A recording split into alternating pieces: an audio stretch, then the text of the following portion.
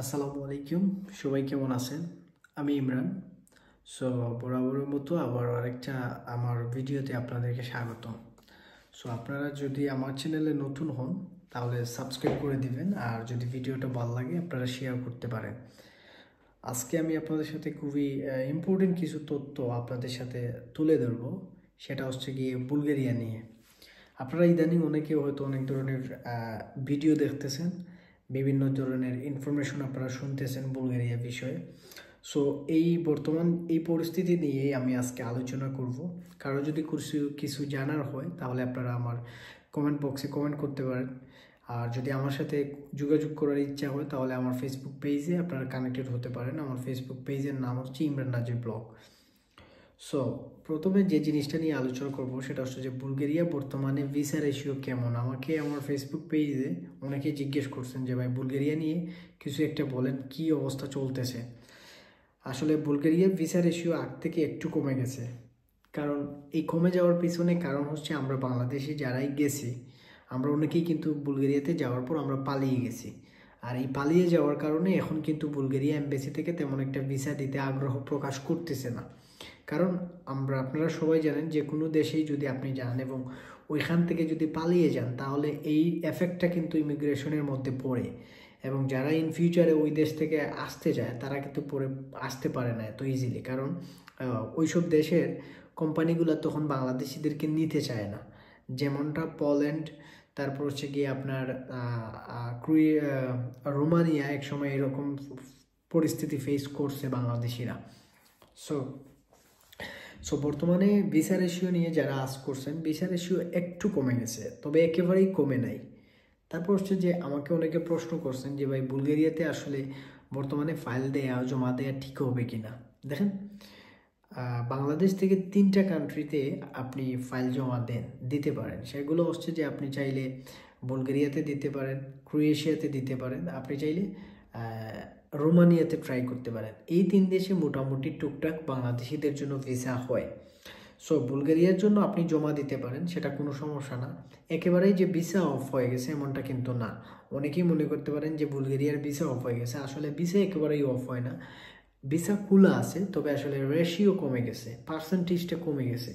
আগে যেরকম খুব বেশি দিয়ে দিছে এখন কিন্তু আর এরকম দিবে না। তারপর হচ্ছে যে ভাই বুলগেরিয়ার জন্য আসলে কত টাকা খরচ আসে, আমার ইন্ডিয়া যেতে হবে কিনা, এবং বুলগেরিয়ার জন্য আমি ইন্ডিয়া না গিয়ে কন্ট্রাক্টে কোনো ভিসা করা যাবে কিনা, এবং কত টাকা খরচ লাগবে, এই প্রশ্নগুলো আমি আপনাদেরকে আনসার দিব এখন। তো আমি আবারও রিকোয়েস্ট করব, আপনি যদি আমার চ্যানেলে নতুন হন সাবস্ক্রাইব করে দিবেন, এবং আপনি যদি আমার পুরাতন সাবস্ক্রাইবার হন তাহলে ভিডিওটা শেয়ার করে দিবেন। সো আমি আপনাদেরকে বলি, বুলগেরিয়া হচ্ছে সেনজেন কান্ট্রি। আপনারা সবাই জানেন 2024 সালে বুলগেরিয়া এবং রোমানিয়া একত্রে কিন্তু সেনজেনের আওতাভুক্ত হয়। সেই সুবাদে বর্তমানে যদি আপনি বাংলাদেশ থেকে বুলগেরিয়াতে ফাইল জমা করতে চান তাহলে আপনার টোটাল খরচ আসবে 10 থেকে 11 লক্ষ টাকা। তারপর আরেকটা জিনিস হচ্ছে, আপনারা সবাই জানেন বুলগেরিয়ার এমবেসি কিন্তু বাংলাদেশে নাই। যারা জানেন না আজকে জেনে নিলেন। আপনাকে মাস্ট বি ইন্ডিয়া যেতে হবে, অর্থাৎ আপনাকে ইন্ডিয়ার ভিসা করিয়ে আপনাকে ইন্ডিয়া গিয়ে এমবেসি ফেস করতে হবে। এক্ষেত্রে অনেকেই বলতেছেন যে ভাই এখন তো ইন্ডিয়ার ভিসা পাওয়া যাচ্ছে না, এখন কি হবে? এখনও কোনো আপডেট আসে নাই। সো আপনারা যারা এখন ফাইল জমা দিতে চাচ্ছেন, আমি বলবো 1 মাস পরে আপনারা ফাইল জমা করেন, দেখেন ইন্ডিয়ার ভিসা ওপেন হয় কিনা বা পরিস্থিতি কোথায় গিয়ে দাঁড়ায়। এত তাড়াহুড়া করার কোনো প্রয়োজন নাই। ইউরোপ তাড়াহুড়া করে কেউ ইউরোপে আসতে পারে না। সো আপনারা একটু সময় নেন, যদি পরিস্থিতি ভালো হয় তাহলে আপনারা 1 মাস পরে বুলগেরিয়ার জন্য ট্রাই করেন। সো যারা ফাইল জমা করবেন আপনাকে ডেফিনেটলি ইন্ডিয়া যেতে হবে, এটা আপনার মাথায় রাখতে হবে। তারপর হচ্ছে যে ভাই কন্ট্রাক্টে ভিসা করা যায় কি না বুলগেরিয়ার জন্য, সেটা নিয়ে আমাকে অনেকেই প্রশ্ন করেন। কন্ট্রাক্টে কখনো বুলগেরিয়ার ভিসা করানো যায় না। আপনারা যারাই বুলগেরিয়াতে আসতে চাবেন আপনারা মনে করতেছেন যে কন্ট্রাক্টে ভিসা করা যাবে, কন্ট্রাক্টে কখনোই ভিসা করা যাবে না। সো কন্ট্রাক্টে ভিসা করা সম্ভব না। সো এগুলা চিন্তাভাবনা বা এই ধরনের যদি আপনাকে লোভনীয় অফার কেউ করে তাহলে এগুলা ইগনোর করবেন, এগুলাতে কখনো যাবেন না, বা এইসব বিষয় বিশ্বাস করে ফাইল টাইল জমা করেন না। তারপর হচ্ছে যে ভাই বুলগেরিয়ার জন্য এমবেসি ইন্টারভিউ দিতে হয় কিনা, আমি তো ইংরেজিতে একেবারেই পারি না, বা ইন্টারভিউটা আসলে কিভাবে ফেস করতে হবে। দেখেন, বুলগেরিয়ার জন্য ইন্টারভিউ আপনাকে দিতে হবে। সো আপনাকে এমবেসি ইন্টারভিউ ফেস করতে হবে এবং এমবেসি ইন্টারভিউ ফেস করতে হবে এবং সেটা ফেস করতে হবে ইংরেজিতে, অর্থাৎ বুলগেরিয়াতে এমবেসি ইন্টারভিউটা ইংরেজিতে হয়। সো আপনাকে ইংরেজিতে প্রশ্ন করবে 15-20টা বা 25টা প্রশ্ন আপনাকে করতে পারে, যেমন আপনি কেন যাবেন, কী কারণে যাবেন, আপনি বাংলাদেশে কী করতেছেন, ওইখানে কী কাজে যাবেন, এগুলো সম্পর্কে আপনাকে আস্ক করবে। তারপর আরেকটা জিনিস হচ্ছে, যারা আমাকে প্রশ্ন করছেন বা অনেকে করছেন, ভাই বুলগেরিয়াতে কোম্পানি যাওয়ার পরে কোম্পানি পাসপোর্ট এগুলো কি রেখে দেয় কিনা, এটা নিয়ে আমাকে অনেকে প্রশ্ন করছেন যে বুলগেরিয়াতে সরি একটু সাউন্ড হচ্ছে, তাই একটু বুঝলাম যে কিসের সাউন্ড হচ্ছে। তো তারপর অনেকে আমাকে জিজ্ঞেস করছেন যে ভাই বুলগেরিয়াতে যাওয়ার পর কোম্পানি পাসপোর্ট ওইগুলো রেখে দেয় কিনা। দেখেন, আমি অনেককেই চিনি যারা বুলগেরিয়াতে ভিসা ক্যাটাগরি সিতে গেছে, যাওয়ার পর কোম্পানি পাসপোর্ট নিয়ে নিছে। তো বুলগেরিয়াতে যাওয়ার পর কোম্পানি আপনার পাসপোর্ট সব কিছু নিয়ে নেবে। সো আরেকটা জিনিস হচ্ছে গিয়ে, অনেকে জিজ্ঞেস করছেন কোম্পানি ঠিকঠাক মতো দেয় কিনা। দেখেন, প্রত্যেকটা দেশেই ভালো খারাপ মিলেই কোম্পানি আছে, ঠিক তেমনিভাবে বুলগেরিয়াতেও ভালো খারাপ কোম্পানি আছে। সব কোম্পানি যে খারাপ সেটা না, কিছু কোম্পানি আপনাকে এই ধরনের প্রবলেমে ফেলবে, তারা স্যালারি দিবে না, পাসপোর্ট নিয়ে জব্দ করে রাখবে বিভিন্ন। তো যাদের মাধ্যমে কাজ করাবেন অন্ততপক্ষে ভালো লোকের মাধ্যমে কাজ করান, যাতে করে আপনাকে ভালো একটা ওয়ার্ক পারমিট দিয়ে তারপরে করাতে পারে। বুঝতে পারছেন? এখন আসেন যে ভাই বুলগেরিয়াতে ফাইল জমা করলে আসলে ওয়ার্ক পারমিট আসতে কতদিন সময় লাগে? 2 থেকে 3 মাস সময় লাগবে ওয়ার্ক পারমিট আসতে।